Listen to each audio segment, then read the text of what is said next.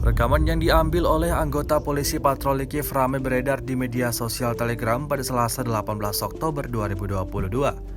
Dalam rekaman tersebut memperlihatkan UAV Grand 2 yang terbang di atas kota Kiev pada pagi hari. Tampak 4 petugas polisi mencoba menembak jatuh UAV Grand 2 tersebut yang dikhawatirkan mencelakai warga kota Kiev. Namun hasilnya dapat diprediksi, ledakan kuat membuat 4 polisi tersebut tidak beruntung.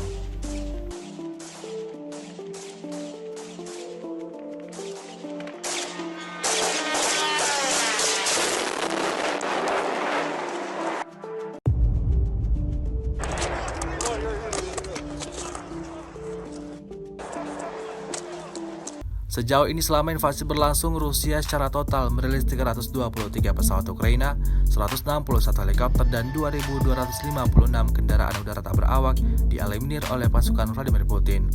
Sementara itu dari kubu Kiev, Kementerian Pertahanan Ukraina merilis 320 tentara Rusia dieliminir dalam 24 jam terakhir. Total 65.320 prajurit Rusia meninggal sejak awal konflik hingga hari ke-236. Terima kasih sudah nonton.